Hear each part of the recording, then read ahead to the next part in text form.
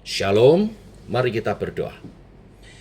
Bapa, dalam nama Tuhan Yesus, kami mengucap syukur tiba waktunya untuk kami mendengar kebenaran firman-Mu. Biarlah kebenaran firman yang sebentar kami terima seperti benih yang ditabur di tanah yang subur, yaitu setiap hati kami yang rindu dan haus akan kebenaran-kebenaran-Mu. Allah Roh Kudus akan menolong kami memahami kebenaran-kebenaran firman ini, sehingga seperti benih tadi tumbuh di dalam pohon iman kami, berbuah-buah menjadi berkat bagi sesama, bagi kehidupan kami, juga memuliakan Tuhan. Berfirmanlah Tuhan, kami siap mendengarnya. Dalam nama Tuhan Yesus Kristus. Amin. Bapak Ibu jemaat Tuhan, tema khotbah kita hari ini adalah membuka realitas surga di bumi. Untuk itu mari kita baca bersama-sama Matius 16 ayat 18-19, 2 ayat saja. Jadi kita baca bersama-sama 2 ayat ini. Sudah mendapat? Baik, mari kita baca bersama. 2, 3. Dan aku pun berkata kepadamu, engkau adalah Petrus, dan di atas batu karang ini aku akan mendirikan jemaatku, dan alam maut tidak akan menguasainya. Kepadamu akan kuberikan kunci kerajaan surga. Apa yang kau ikat di dunia ini akan terikat di surga, dan apa yang kau lepaskan di dunia ini akan terlepas di surga. Bapak Ibu jemaat Tuhan, tema khotbah membuka realitas surga di bumi adalah kelanjutan dari tema Paskah kita minggu lalu. Masih ingat tema Paskah kita? Apa? Lebih dari pemenang. Saya mendefinisikan pemenang adalah seumpama seorang atlet lari yang telah berhasil menyelesaikan pertandingannya sampai di garis finish dan memperoleh juara. Nah, tetapi apa definisi dari lebih dari pemenang? Nah, lebih dari pemenang adalah seumpama seorang atlet lari tadi yang telah berhasil menyelesaikan pertandingannya sampai di garis finish dan memperoleh juara, tetapi berbedanya di sepanjang jalan dia berlari, atlet ini memenangkan banyak orang karena hidupnya menjadi berkat dan manfaat. Saya pernah melihat film Olimpiade lomba lari maraton.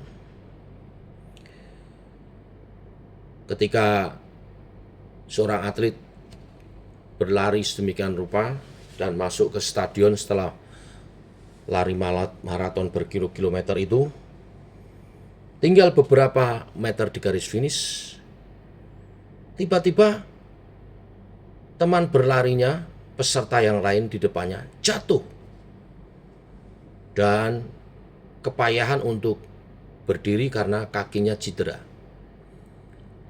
Mungkin bagi atlet biasa ini kesempatan untuk melaluinya, tetapi atlet itu tidak melaluinya.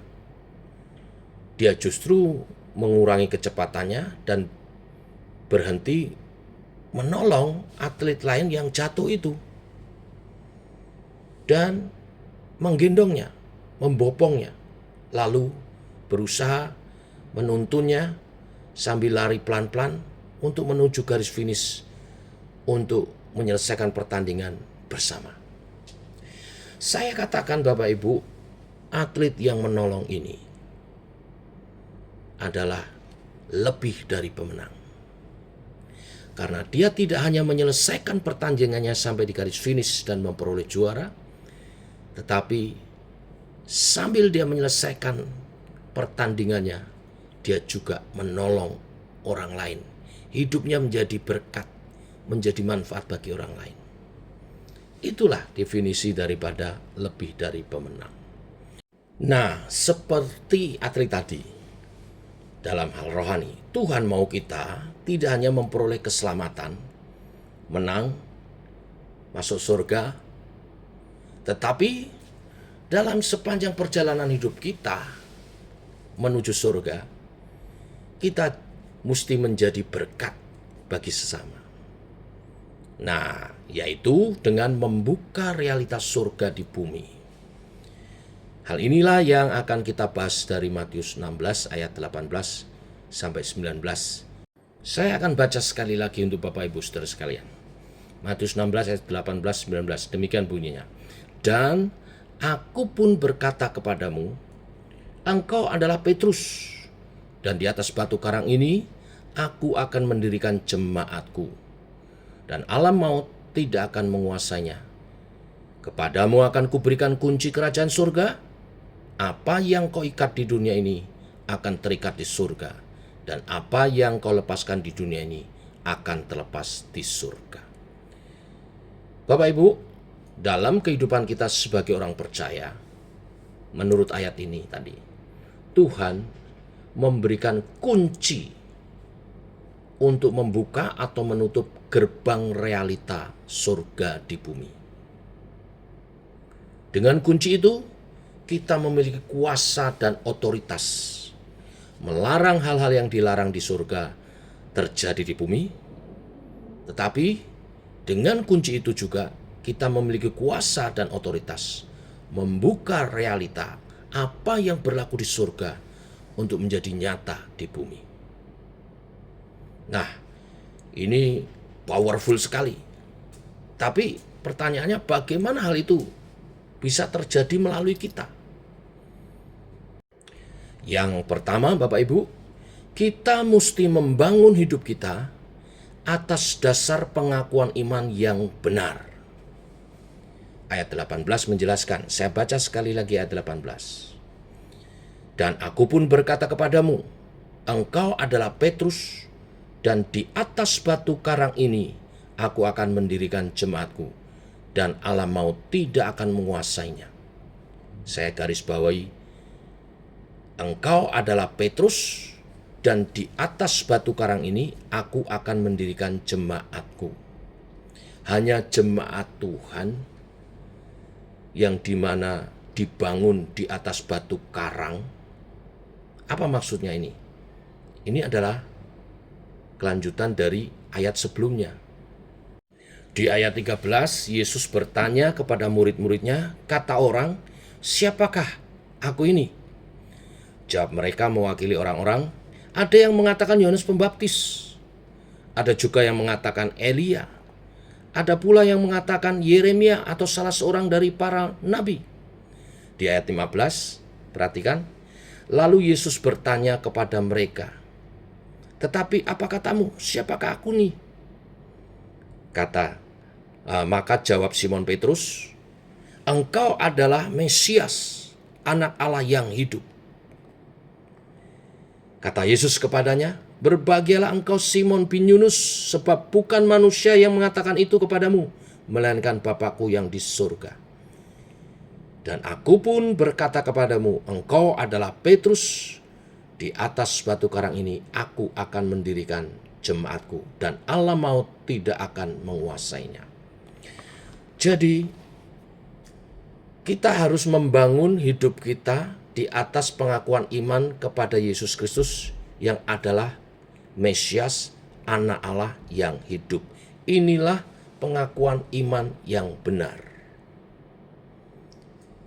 Hanya jemaat Tuhan yang dibangun imannya atas pengakuan iman yang benar inilah dibangun di atas batu karang yang teguh, di mana alam maut tidak dapat menguasainya. Pengakuan iman yang mana? Pengakuan iman yang dikatakan seperti yang dikatakan Petrus, bahwa Yesus Kristus adalah Mesias, anak Allah yang hidup. Ini penting dan mendasar, sebab banyak orang percaya tetapi tidak mengekspresikan imannya sedemikian sehingga hidupnya tidak berkemenangan. Kita akan lebih dari pemenang sehingga sanggup menghadirkan realitas surga di bumi bila kita membangun hidup kita atas dasar iman kepada Yesus Kristus dengan pengakuan iman yang benar. Sekali lagi, pengakuan iman yang benar mencakup 3 hal ini. Yesus sebagai Mesias, anak Allah yang hidup. Mesias berbicara tentang Yesus sebagai juru selamat. Mesias itu kata lain dari juru selamat. Itu artinya dalam pengakuan iman kita mengakui bahwa hanya Yesus juru selamat satu-satunya, dan kita memerlukan Yesus untuk selamat, mengandalkan Yesus untuk selamat. Tidak ada jalan lain untuk bisa selamat kalau tidak menerima penebusan Yesus Kristus. Maka menerima Yesus sebagai Tuhan dan Juru Selamat itu adalah pengakuan iman mendasar. Mengakui Dia mati bagi kita, Dia bangkit bagi kita, naik ke surga, dan memberikan anugerah hidup yang kekal. Yang kedua, kita mengakui dengan pengakuan iman kita bahwa Yesus Kristus adalah anak Allah. Belakangan dunia YouTube digaduhkan dengan pengakuan seorang pendeta yang mengatakan, pengajaran seorang pendeta yang mengatakan, Yesus bukan anak Allah. Saya tidak mau mengkomentari bagaimana, tetapi pengajaran-pengajaran seperti ini membingungkan jemaat. Ayatnya sudah jelas, pengakuan iman Petrus yang menjadi dasar jemaat yang bernilai kekal, di mana alam maut tidak akan mengalahkannya, berkuasa, adalah yang mengakui Yesus Kristus sebagai Mesias dan anak Allah. Kalau mau saya tunjukkan, banyak ayat menjelaskan Yesus juga sebagai anak Allah. Memang anak Allah juga berbicara bahwa Yesus sepribadi dengan Allah. Tetapi anak Allah juga menunjukkan bahwa Yesus Kristus bagian dari ketritunggalan Allah kita. Allah Bapa, Allah Putra, Allah Roh Kudus. Waktu Yesus dibaptis, dicatat dalam Yohanes 3 ayat 21-22. Saat Dia berdoa, saat Dia sedang dibaptis, terbukalah langit dan turunlah Roh Kudus dalam rupa burung merpati ke atasnya, dan terdengarlah suara dari langit, suara Allah Bapa yang berkata, Engkaulah anakku yang kukasihi, kepadamulah aku berkenan. Dan masih banyak ayat-ayat pendukung menjelaskan hal itu. Pengakuan iman yang benar mengakui Yesus sebagai anak Allah, bagian dari pribadi Allah, tetapi juga bagian dari pribadi Allah Tritunggal. Lalu yang ketiga, pengakuan iman Mesias. Yesus adalah Mesias, Yesus adalah anak Allah, Yesus adalah yang hidup. Ini berbicara tentang Yesus mengorbankan nyawanya, mati di kayu salib, tetapi pada hari yang ketiga bangkit, dan alam maut tidak berkuasa atas Dia. Bapak Ibu jemaat Tuhan, ini penting karena kita akan membuka realitas surga di bumi. Surga itu bicara kekekalan. Bagaimana kita berbicara kekekalan, menyatakan hal kekal, tetapi kita imannya berdasar kepada pribadi yang tidak kekal. Kalau kita ingin menyatakan realitas surga yang kekal, dasar iman percaya kita mesti kepada pribadi yang kekal, yang hidup, yang bangkit, yang mengalahkan maut, yang kekal selamanya. Ini yang pertama, Bapak Ibu. Nah, sekarang yang kedua. Bagaimana membuka realitas surga di bumi melalui kehidupan kita, yaitu dengan kita menjadi solusi permasalahan bagi sesama.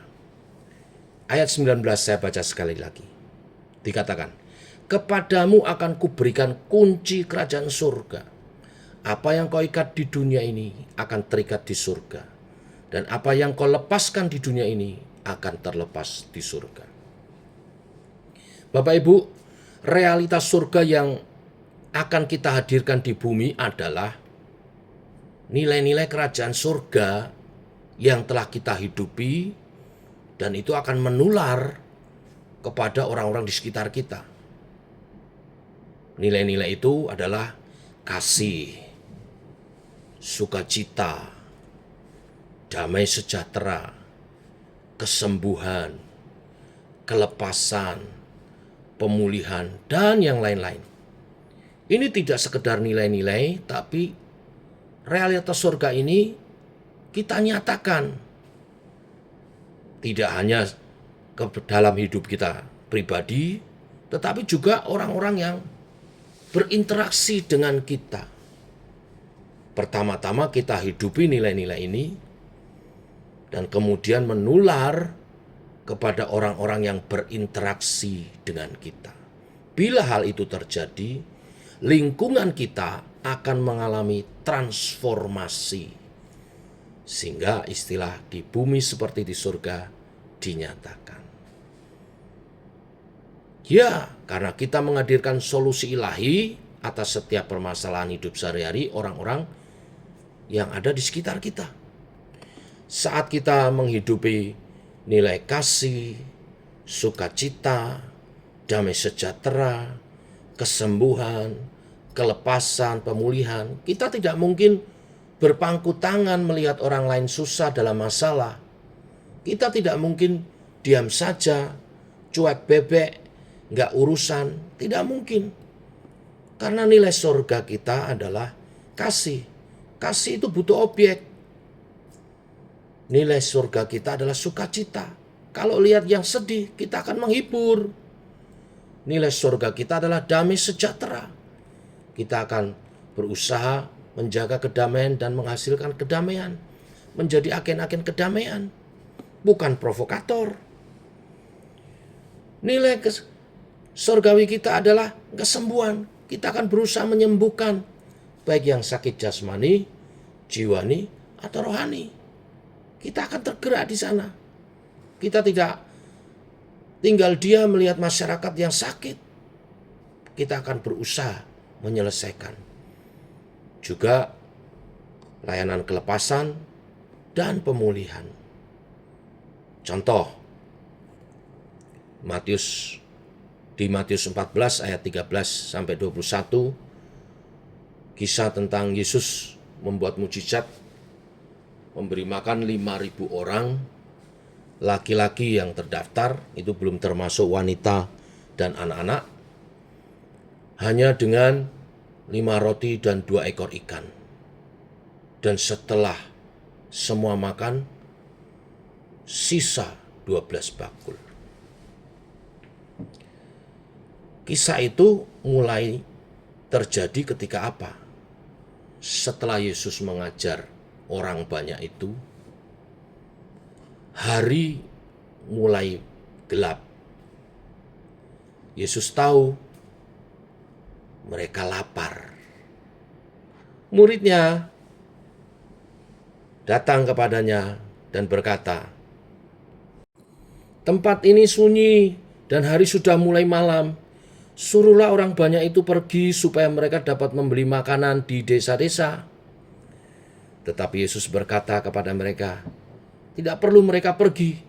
Kamu harus memberi mereka makan." Yesus berkata, "Kamu harus memberi mereka makan." Jadi aplikasinya, kalau lihat orang kelaparan, tugas kita memberi mereka makan. Nah, bicara masalah lapar, kekurangan dan sebagainya, sebetulnya melalui Matius 14 ayat 13 sampai 21 ini kita belajar bagaimana cara menjadi berkat solusi bagi masyarakat di sekitar kita untuk masalah lapar. Saat Yesus memberi jawab kepada mereka, "Kamu harus memberi mereka makan." Murid-muridnya menjawab, "Yang ada pada kami di sini hanya 5 roti dan 2 ikan." Yesus berkata, "Bawalah kemari kepadaku." Lalu disuruhnya orang banyak itu duduk di rumput, dan setelah diambilnya 5 roti dan 2 ikan itu, Yesus menengadah ke langit dan mengucap berkat, lalu memecah-mecahkan roti itu dan memberikannya kepada murid-muridnya. Lalu murid-muridnya membagi-bagikan kepada orang banyak, dan mereka semua makan sampai kenyang. Kemudian orang mengumpulkan potongan-potongan roti yang sisa 12 bakul penuh. Yang ikut makan kira-kira 5.000 laki-laki, tidak termasuk perempuan dan anak-anak. Saudara lihat di sini bagaimana menyelesaikan masalah lapar. Yang pertama, bawa kepada Yesus apa yang ada padamu. Nah, bicara kekurangan, kalau mau membereskan masalah kekurangan kita, bawa yang masih ada untuk jadi benih. Bawa kepada Tuhan Yesus. Dan tentu maksudnya dibawa kepada Tuhan Yesus, bawa masalahmu kepada Tuhan Yesus. Lalu dengar apa instruksinya, dengar apa nasihatnya. Kalau ada kebutuhan, cari Tuhan dulu. Ada kekurangan, cari Tuhan, bawa dalam Tuhan pergumulan masalahmu. Jangan cari pinjol, nabrak sana, nabrak sini. Datang pada Tuhan. Bawa apa yang masih ada. Katakan pada Tuhan, Tuhan, gak ada yang lain, tapi masih ada tenagaku. Serahkan tenagamu. Minta Tuhan berkati, supaya dengan tenaga yang tersisa dapat menghasilkan yang cukup untuk memenuhi kebutuhanmu. Bawa apa yang masih ada. Tuhan, modal tinggal sedikit, aku serahkan modal ini. Berkati ya Tuhan. Bawa kepada Yesus. Yesus akan memberi pengarahan. Dan dalam kasus ini Yesus mengucap berkat. 5 roti dan 2 ekor ikan itu diberkati.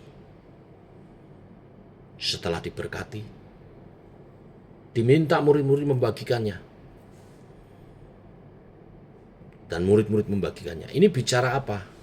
Yang selanjutnya setelah bawa masalahmu kepada Tuhan, terima berkat Tuhan, berkat nasihat-nasihat, berkat arahan-arahan firman Tuhan, lalu melangkah dengan iman sesuai arahan firman Tuhan. Itu berkat itu mesti melangkah dengan iman.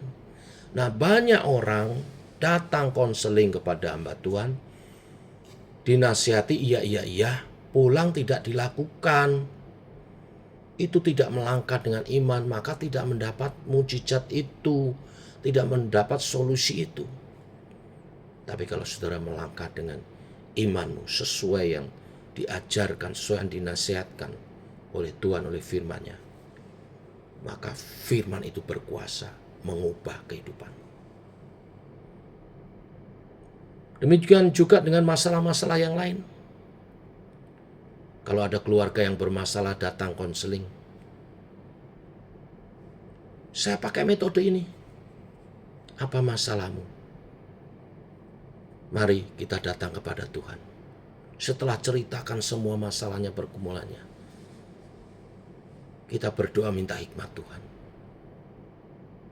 Lalu Tuhan beri hikmat kepada hambanya. Dan saya sampaikan arahan-arahan. Itu berkat, arahan-arahan itu berkat. Tapi untuk berkat itu menjadi nyata, yang dimohonkan Yesus itu berkat itu menjadi nyata, mereka mesti melangkah dengan iman percaya sesuai nasihat untuk menyelesaikan masalah keluarganya itu. Dan saya berani saksikan mereka yang menuruti nasihat-nasihat konseling yang saya sampaikan melalui firman Tuhan, hidupnya diubahkan, keluarganya berkemenangan, dan menjadi kesaksian. Itulah hidup yang menjadi solusi bagi masalah sesama. Nah, sekarang yang ketiga. Bagaimana membuka realitas surga melalui kehidupan kita, yaitu dengan kita hidup dalam keilahian. 2 Korintus 5 ayat 17 mengatakan, jadi siapa yang ada di dalam Kristus, ia adalah ciptaan baru. Yang lama sudah berlalu, sesungguhnya yang baru sudah datang. Bagaimana hidup dalam keilahian? Ayat ini mengajarkan kepada kita, yaitu dengan hidup sebagai ciptaan baru dalam Kristus. Ini bicara hidup baru dalam Kristus. Hidup dengan nilai-nilai Kristus. Itulah hidup dalam keilahian. Bapak Ibu jemaat Tuhan, kekristenan tidak diukur hanya dari aktivitas rohani kita saja, tetapi terutama seberapa Kristus nyata dalam hidup kita, yaitu dengan cara menghidupi firman-Nya. Jadi sekali lagi, kekristenan tidak diukur hanya dari aktivitas rohani saja. Bapak Ibu rajin ibadah, rajin berdoa, itu betul, tapi itu cuma sebagian. Yang utama justru adalah seberapa Kristus nyata dalam kehidupan kita sehari-hari. Maksudnya dalam kehidupan kita sehari-hari, seberapa kita menghidupi firman-Nya. Firman yang mana Pak yang secara praktis menolong kita hidup sebagai manusia ilahi? Nah, kita ditolong Roma 12 ayat 9 sampai 21. Ya, saya bacakan. Judulnya nasihat untuk hidup dalam kasih. Ayat 9. Roma 12 ayat 9 mulai. Hendaklah kasih itu jangan pura-pura. Jauhilah yang jahat dan lakukanlah yang baik. Hendaklah kamu saling mengasihi sebagai saudara dan saling mendahului dalam memberi hormat. Janganlah hendaknya kerajinanmu kendor. Biarlah rohmu menyala-nyala dan layanilah Tuhan. Bersukacitalah dalam pengharapan. Sabarlah dalam kesesakan dan bertekunlah dalam doa. Bantulah dalam kekurangan orang-orang kudus dan usahakanlah dirimu untuk selalu memberi tumpangan. Berkatilah siapa yang menganiaya kamu. Berkati dan jangan mengutuk. Bersukacitalah dengan orang yang bersukacita, dan menangislah dengan orang yang menangis. Hendaklah kamu sehati sepikir dalam hidupmu bersama. Janganlah kamu memikirkan perkara-perkara yang tinggi, tetapi arahkanlah dirimu kepada perkara-perkara sederhana. Janganlah menganggap dirimu pandai. Janganlah membalas kejahatan dengan kejahatan. Lakukan apa yang baik bagi semua orang. Sedapat-dapatnya, kalau hal itu bergantung kepadamu, hiduplah dalam perdamaian dengan semua orang.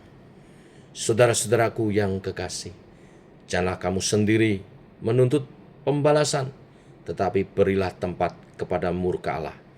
Sebab ada tertulis, pembalasan itu adalah hakku. Akulah yang akan menuntut pembalasan, firman Tuhan. Tetapi jika seterumu lapar, berilah dia makan. Jika ia haus, berilah dia minum. Dengan berbuat demikian, kamu menumpukan bara api di atas kepalanya. Janganlah kamu kalah terhadap kejahatan, tetapi kalahkanlah kejahatan dengan kebaikan. Saudara lihat di sini, saya rangkum jadi 6 poin ya. Yang pertama, hidup secara ilahi, yaitu hendaklah kasih jangan pura-pura. Jadi belajar mengasihi dengan tulus. Lalu poin yang kedua, jangan kerajinanmu kendor, biarlah rohmu menyala-nyala dalam melayani Tuhan. Nah, poin ini, poin kerajinan ibadah, berdoa, dan sebagainya. Cuman 1 poin Bapak Ibu, ada 5 poin yang lain. Tadi yang pertama, hendaklah kasih jangan pura-pura. Jangan mengasihi pura-pura, kita mesti mengasihi dengan ketulusan hati. Lalu yang ketiga, bersukacita, bersabar, bertekun dalam doa. Jadi harus menjaga suasana hati sukacita. Ya, sabar. Apapun keadaannya belajar sabar dan bertekun dalam doa. Yang keempat, bantu orang-orang kudus. Ya, bantu orang-orang kudus. Artinya ini, ya hamba Tuhan juga sesama jemaat harus saling membantu. Jangan hidup sendiri lagi. Kita ini keluarga, harus saling membantu. Yang kelima, sehati sepikir. Belajar kompak. Mulai dari suami istri, orang tua anak. Kemudian kompak dengan komunitas. Kalau kita kompak, kita satu hati, Tuhan akan berkati. Karena banyak firman Tuhan tentang berkat dihubungkan dengan kesatuan. Kesanalah Allah memerintahkan berkatnya. Yang keenam, nah ini yang sulit, tapi harus dilakukan. Berkatilah orang yang menganiaya, jangan mengutuk, jangan membalas, tapi berdamailah. Beri makan musuhmu. Jadi ini kuncinya di sini apa? Pengampunan terus-menerus. Ini manusia ilahi. Kalau manusia duniawi yang menganiaya kita lawan. Yang kirim rudal, serang rudal lebih banyak lagi. Itu manusia duniawi. Manusia ilahi. Berkatilah yang menganiaya. Jangan mengutuk. Jangan membalas. Tapi berdamai. Tidak mengutuk, tidak membalas, mendoakan malah.